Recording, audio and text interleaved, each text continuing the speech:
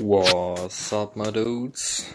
Today we're going to be talking about pistol round basics. This might become a pretty long video again, so if you just don't have the time or the endurance to watch this whole probably plus 20 minute video, as always I'll leave timestamps in the description so you can just skip to the part that interests you and maybe even just to the summary I will be doing at the end. Anyway, hope this helps and enjoy. So before going into the specifics of CT and T side pistol round play, let me clear up the basics of the pistol round. The pistol round is one of the most important rounds in a match because it decides on what the economy of both teams will look like for the next few rounds, and that means if you win the pistol round, you are very likely to win the next few rounds, just because after winning the pistol round you will have an economic advantage normally, and this will lead to you having better guns and thus winning more games. So for a pistol round, that means you get $800 at the start and you should buy as much as you can for these $800.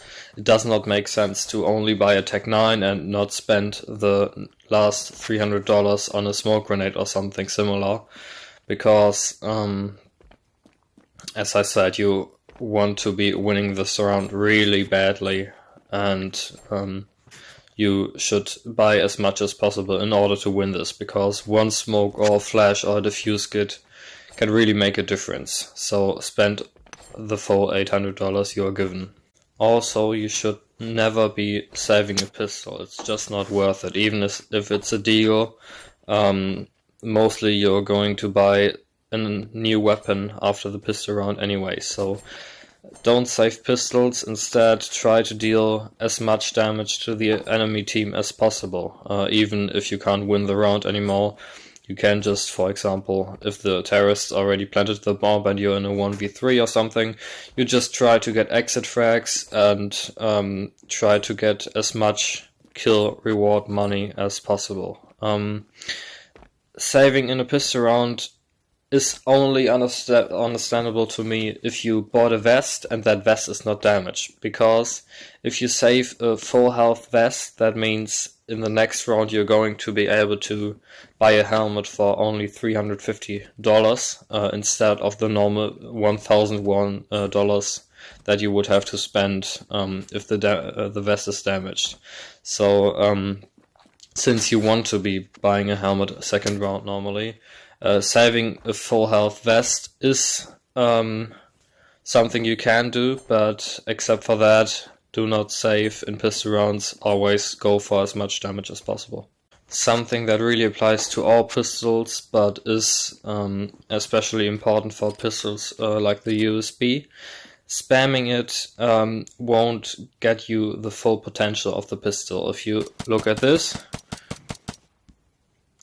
I mean, it's quite accurate, but if you tap a bit slower, as you can see, it's incredibly more accurate. So obviously on close range, especially with the USB, you sometimes have to spam just to get that time to kill going, and because you can't go for headshots only on close range anymore. But on middle and long range, no matter if you're playing the Glock or the USB or something else, like a P350, you should be going for single taps, just because you want to try to get headshots in as much as possible, because headshots are really the only way you can deal significant damage with a pistol, especially if the enemies have armor. And this means, on the other hand, that you yourself should avoid as much as possible to get headshotted. You can mainly do this by movement. When fighting, you should at least be jiggling, so go left and right and peek, unpeek, peek, unpeek, peek, unpeek. You can also, like if you're out in the open, you can do something that the YouTuber Vu called the clown movement. You jiggle left and right and you crouch up and down.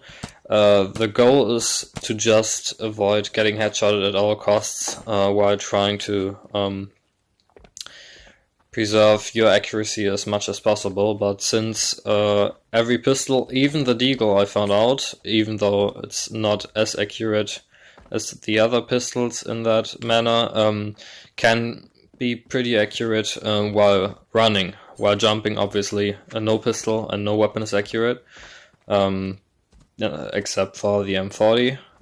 But movement accuracy with pistols is really good, so you should always keep moving in order to avoid getting headshotted. So, coming to the T side, we first need to discuss the weapons of choice. You're spawning with a Glock by default, and the Glock is the worst pistol and generally the worst gun in the game. It does low damage, it has a very high damage drop-off over distance, so it's really bad on mid and especially on long range. It can one-shot a helmetless head in a distance of up to 14 meters, I believe. But over that you will need at least 2 or sometimes even 3 headshots with the Glock. It's upgradable to either the P350, which is a bit worse version of the USP. I will talk about the USP in detail later. And this one is basically the ranged alternative to the Glock. And then there's also the Tech 9, which is for most people the T pistol of choice. It's basically a Glock on steroids. It got a better DPS on close range, and it can really pump through armor too, because of its high firepower. Especially the Glock and the Tech 9 have extremely high running accuracy, and this means that you have my full permission to run and gun with these pistols. As you can see, even if I spam it and move left and right, it's still pretty accurate. Someone who would stand here would get bodied extremely hard. And with the Glock and the Tech 9, which are obviously close range weapons, you want to be moving as much as possible. Maybe don't jump too much when you are firing at the same time, because that will make you inaccurate. But except for that,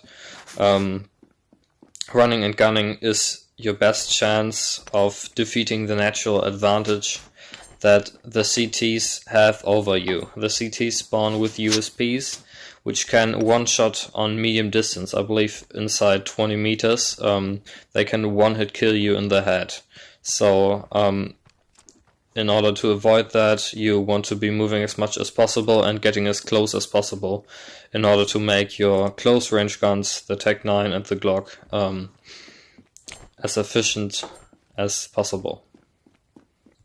Especially since the Glock and the Tech 9 have 20 and 18 rounds in the mag, you can just spam the shit out of the CTs who only have 12 rounds in the mag, and those rounds have to be accurate in order to deal some damage. So you can just walk up close and run and gun and spam these guns and try to get an RNG headshot. That's how you should play those pistols. The second point when playing pistol round in the terrorist team is that the CTs do not have anything for mass spray down. Pistol round is not a rifle round, and you should really understand that. A CT can't hold a long with an M4 and just spray 3 people down at once. That's not how pistols work. The pistol on the CT side, which comes closest to an actual spray down weapon, is the 5.7, which is basically the CT version of the Tech 9. These guns are really similar, but even the 5-7 can't take on 3 or 4 people at once, since the mag still does run out pretty quickly. So your best chance as a terrorist team is to stay close to each other and group up. You have to be able to trade efficiently and act quickly when storming a bomb site. You really want to explode onto these bomb sites and use the surprising factor and just hunt the CTs on the bomb sites down as quickly as you can and then get the bomb plant. That's really important, and since you don't have to worry about these spray-down weapons like the P90 or an M4 or something, you can really just stay tied to each other and trade frags as efficiently as possible. The surprise factor I just mentioned is especially important on T side. You want to be able to explode on a site as quickly as possible, as I already mentioned, and this is just because if you are hunting together and if you're trying to get a bomb site together, you are in the advantage as long as the CTs do not know exactly what you are up to, because until they know that you are determined to push one bomb site, CTs will have to split up on the map in order to keep map control and keep both bomb sites secure. So the team will have to split up on A and on B, obviously, and as long as the B players don't know that you're attacking A, during this time the A players will be like 2 or 3 players, and if you are pushing with 5 people, you should have the advantage. But as soon as the B players know you're about to rush A side, or you are already on A side, they're gonna start rotating, and the longer you need to take a bomb site after you got spotted, the more likely it is that you're going to lose the round. So what you want to do is deny as much early information for the CTs as possible. You want to do this, for example, by, I don't know, there's an improvised smoke. No, that one isn't good, but if you're going up A long, you can, for example, smoke around here, and this will really prevent anyone from A to know exactly what's going on A long. This could be a bait smoke, but also you could be stacking behind the smoke and then suddenly explode onto the site, and you really have to keep the CTs guessing what you're going to do in order to prevent them from stacking at the site you're about to attack and just tapping you down with their USPs. You want to not give any information if possible until you really execute onto a site and plant the bomb. Because if you're getting spotted and you hesitate to rush a site, then the CTs know exactly where your team is and can take further map control. If your A push fails, the B players can take more mid control or even go down banana and just limit your options, and then you're in a really bad situation and are most likely going to lose the round.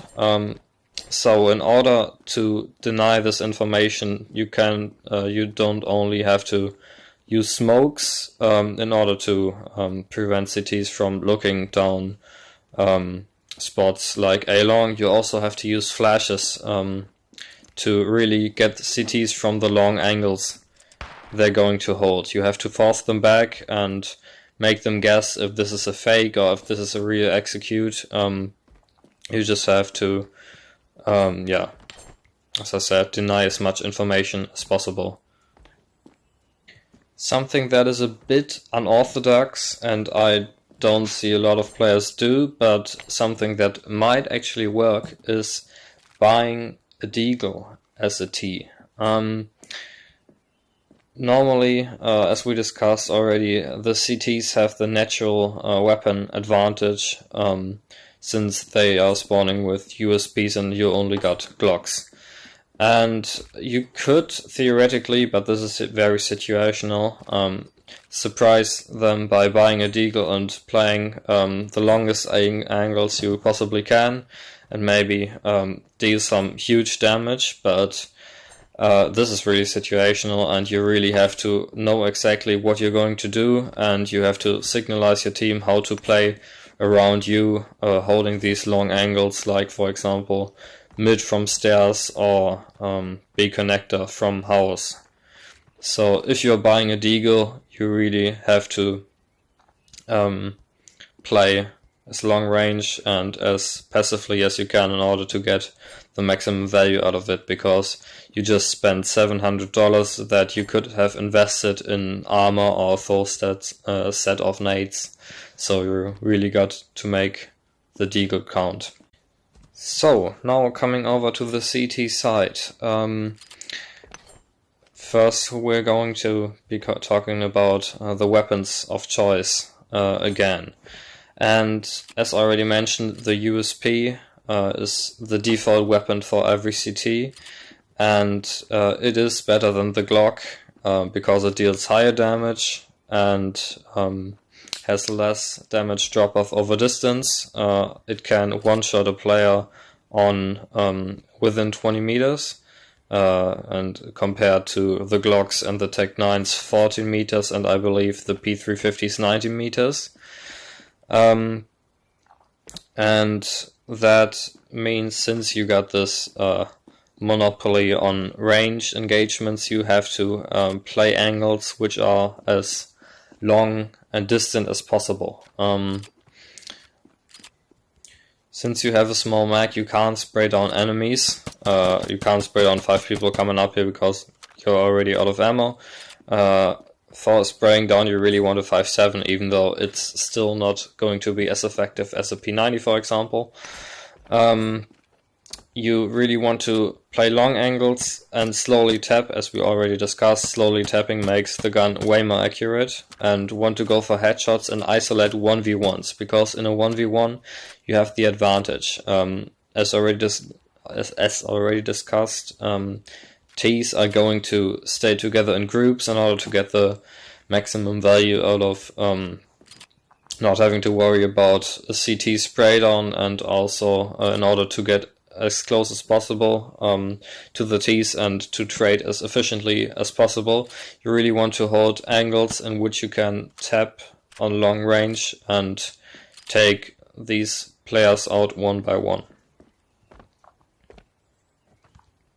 Even if the terrorists buy P350s, which are some sort of equivalent to the USP, as a USP player you're normally still going to be coming out on top, because if terrorists spend money on the P350 they can't buy armor anymore, and if you bought armor you are still better up on range than the Ts, even though your pistols have pretty similar one-shot ranges. So the weapon choice for CTs really comes down to USP and 5.7, or FS as it is called in game, but that's basically the abbreviation for 5.7.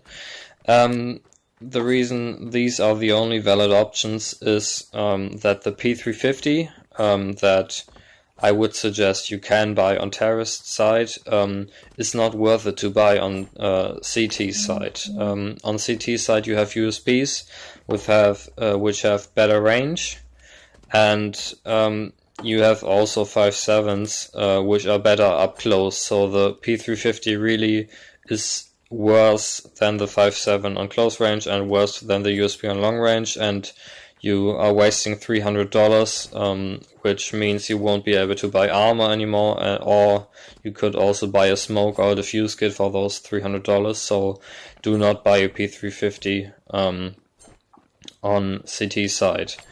The other pistol you should not buy is the Deagle. Normally, like, the Deagle is the strongest pistol in the game, don't get me wrong. it has the best range, but it only has a 7-round mag, and generally, of course, with pistols you want to be as accurate as possible, and because of its small 7-round mag, the Deagle is not good for crowd control. If there's 5 Ts coming up, big connector, and you only have 7 rounds and you miss 3 of those, the Ts are already going to be on the side as soon as you reload your weapon, and on close range it's really hard to just deal with those Tech 9s, unless you're a one-tap god, obviously. Deagle is an option, but normally on CT side you don't need the Deagle, especially because, as already mentioned, you have the natural range advantage with the USPs already. So now coming to the 5.7. The 5.7 is basically the CT's Tech 9. It one-shots on similar range, but with these pistols you don't want to go for one-taps anyway. You want to spam the shit out of them because they do have quite some damage drop-off over distance, and work the best up close, especially also because of their good fire rate and high mag size. Contrary to the USP, with the 5.7 you want to hold close angles and still isolate 1v1s, because again, the Ts are normally going to be grouped up and you can't fight 3 Ts at once, even if you have a 5.7. I will show this in an example. Even with the 5.7 you should never be holding an angle like this normally. An angle like this is somewhat good because it's an off angle, because Ts are normally going to be having to watch for a connector and for arches, but you're also trapping yourself in this corner, and the 5.7, as much as you would want it to be, is not a P90. You can't spray down 5 people and then spray their dead bodies. It just doesn't have the mag size and the damage per round for that. You could, if the team comes up A long, you could kill the first 1 or 2 players, but the biggest problem with this angle here is that the Ts you're going to be fighting are not visible to your player playing at arches. So you're pretty isolated from everyone else on the side, and after the 3rd and the 4th T peeks you're just going to be traded out. So even with the 5.7 you should not hold suicide angles, and an alternative would be holding an angle like this, which is more obvious than that one, but also you can fall back, or you could also hold an angle on this right wall and also look further down A long. One more general thing, and I have to mention this just because Sandstone is the most popular map in the game. Sandstone really lives for these close-ranged engagements. Sandstone does not have a lot of long-range fights, and thus you have my full permission as a CT to buy the 5.7 as much as you want, just because it's really hard to get good info on Sandstone, and it's really hard to hold tight angles with a USP. But on every other map, at least for some angles, and on Province and Zone 9 for most angles, you should be keeping your USP, just because you want to leverage that range advantage as much as possible. The 5.7 is a Tech 9 equivalent, but you should not be trying to imitate a T fight. You don't have to play on close range, because the Ts are going to engage you on close range, and the more range you keep, the more you force them to get closer, and the more time you have to get these killing blows. So normally on the bigger maps, especially Province and Zone 9. Keep your USP, only buy 5-7 for holding, for example, tunnels on Province, but keep the USP for angles like middle, also from B connector, or for angles like A long. You really do not want to give up that ranged advantage as easily. This range advantage even gets bigger because first you can buy an armor, you can buy a piece of armor and then be basically unkillable for Glocks at range, and also for Tech 9s, which have, even though they have a higher base damage than the Glocks, a pretty similar damage drop-off over distance. And also good utility usage is rare in this game, especially the usage of smokes and flashes is something that most players do not understand to an excellent degree, so you will really be able to just hold down angles, and it's rare that you're actually going to be forced away from these long angles, which means that you can hold an angle like this with a USP. You don't even have to play all the way in here. You can be a bit more open, because as soon as you spot the players coming up, you're forced back, you can just bunny hop away. This bunny hopping, as I mentioned in my tips and tricks video already, is something that you can do to just avoid getting headshot, because you're moving so unpredictably that, especially for Glocks on range, they are not going to be able to get you until you're back in cover. But you just want to look down these long angles and get as much info as possible and as early as possible. Generally as a CT, but especially on pistol round 2, you always want to play close to cover. Again, jiggling is very important in order to not get headshotted, but you also want to be able to fall back at all times. If there's a 5-man terrorist team pushing up on you with Tech 9s, you don't just stay there and try to kill as many people as possible. Staying alive is key when playing on the CT side, especially if you're holding a bomb site by yourself, just because you can't fight the full team on your own. You will have to wait for the backup arriving from B in this case in order to have a fair 5v5 or 4v4 or whatever fight. You really have a numbers disadvantage in the moment that you spot the team rushing up on you. So you want to delay them as much as possible in order for your teammates to take more map control and to rotate over towards you. You even want to fall back if that means that you're giving up the bomb site and allowing the terrorists to plant, because you can more easily play an after plant situation with your whole rest team than fighting the terrorists on your own and then dying, getting traded out maybe, and leaving your team in an even worse after plant situation. Falling back is also really essential for creating new distance. If you are jiggling along and you see the T's committing to the side and rushing up here, you can't just spray them down, but what you can do is fall back and also drop a smoke, which might delay them later. You fall back and take a new angle. This way you create new range. That means that your USP is gonna have the edge again over the Glocks, and you stay alive, but still you got the information that the terrorist team is coming up on you, and the rest of your team can already start rotating even when the terrorists didn't arrive at the bomb site yet.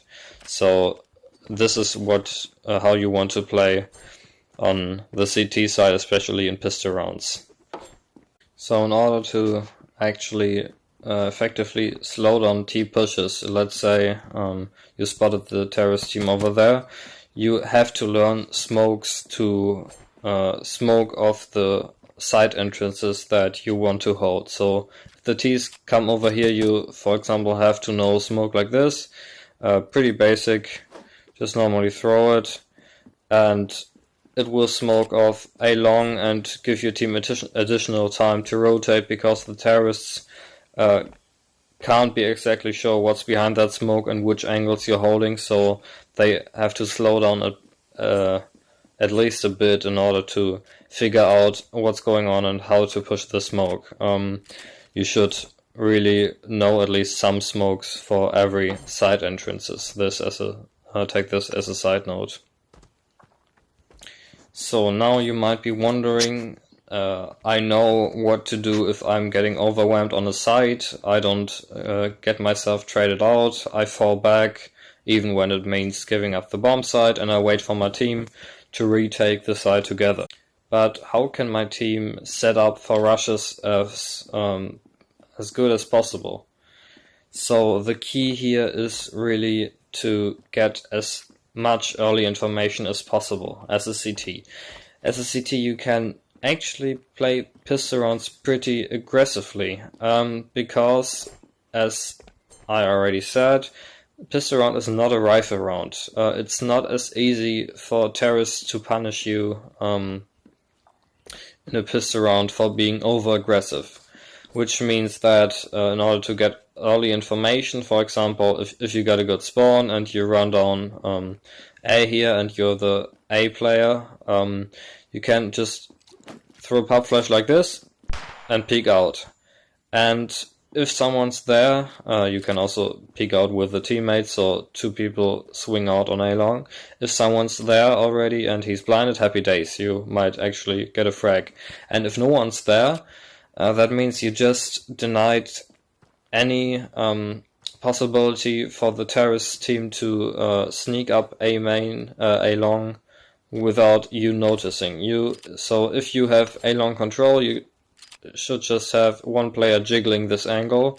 You don't have to constantly peek it again. You have to avoid getting headshotted, but you can peek this from time to time and get the information. And this way your team knows the only way the terrorists can come up A now is either by really making an effort in order to force you back. They will have to throw flashes and nades, and they will also have to peek you, and this way your team can get a huge chunk of information early on. And this way, if you can jiggle A long, your other four players can focus on doing something else. You can have one or two players looking here mid from connector, but especially your team can then work on your team's mid control. So one way to get mid control earlier is an example that I already mentioned in my province mid control video, and this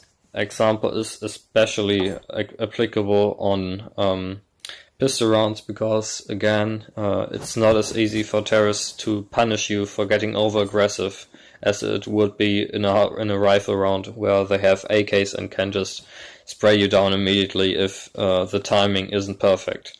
But what you can do is, if you have a good spawn with one of your teammates, one teammate, normally the tunnels player who should have a 5-7 and a flash or smoke, goes down here while you run through B connector and drop to underpass as soon as you can. The tunnels player runs down here and throws a flash somewhat like this. This flash, no, should be thrown from further up here, so the flash can actually bounce out this doorway. And as soon as this flash pops, the other player should have dropped from here down to underpass in this very moment. So you both arrive here at about the same time, and as soon as this flash pops, you both peek out. You immediately see what's going on banana. If the T's wanted to commit to the B side, you got early information, and with that flash you might be able to get one or two quick kills. If the T's are still pressuring you after you got this information, you can just fall back.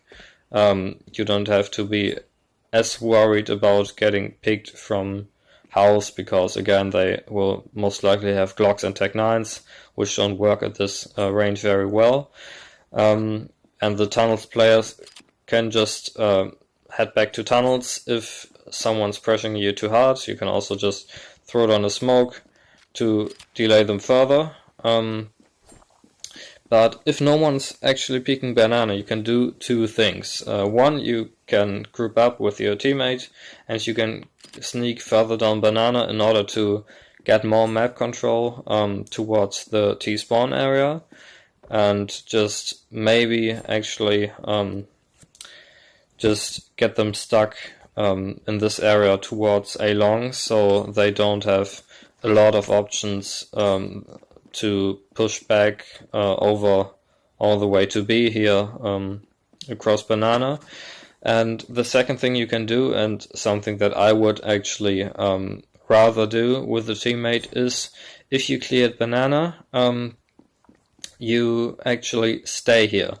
You have one player position up on B long. This is if one of your teammates has a 5-7.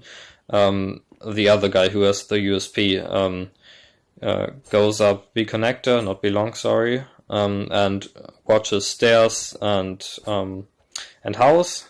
So you really want this mid control on province, and this way you can easily get it. You can, normally there should also be someone peeking from A connector, so you have two people watching mid, and even a possible third one who should be the 5-7 guy, and who should be sitting down here and just watching banana, peeking in and out, getting information if no one's there, and someone shows up on mid, he can just go up the stairs here, and suddenly you have three people working on mid. One guy in connector, one guy here from underpass, and one from A connector. So this way you have mid control, but you can also get free information down banana, and as soon as the player playing underpass spots someone, he can either jump across to tunnels, or he can just run up middle and then up B connector with the support of his teammate up here. So this is an example how you can get early information on B, which is harder to get information from, and also take mid control fairly easily, especially on pistol rounds. So as a general rule, you really have to work together very effectively on CT side. Since you don't have the weapons to spray down a team on your own, you really have to work angles together and hold angles together and get as much early information as possible, since you want to be prepared for a rush on either side as soon as possible. And thus you want to get information, but you also want to survive as long as possible and get a lot of map control early on. So to summarize all this, for the T side you should be pushing together basically nearly all the time, because you have the range disadvantage, but since CTs can't spray you down effectively, you want to be able to trade as effectively as possible by staying as close to each other and peeking angles with as many people as possible at the same time. You want to go for close range engagements, since the Ts normally will play longer ranges because of their weapons, and you want to be as surprising as possible and deny early information to the CTs, so you can overwhelm one side and then force the CT team to retake because they couldn't prepare for this push in time. And as a CT, you should keep your USP if you're able to play long ranges, or obviously you always want to know what you're going to do in the next round, especially on pistol round. So if you're planning on playing long ranged angles, you should keep your USP and buy either armor or, which can be really useful, smokes and defuse kits, or even also flashes, just in order to be able to slow down terrorist pushes towards you as much as possible to give your team a chance to rotate in time. You don't want to die, you want to avoid getting traded, because trades normally favor the terrorist team, because then they have one less player to worry about when pushing aside. You want to stay alive as long as possible, and you want to play together with your team in order to get early information and early map control. So that's basically it for this video. This has been a pretty long video, but if you watched till the end, I appreciate it. Make sure to leave a like and comment or whatever. I don't really care, and I'll see you guys in the next one. Peace out.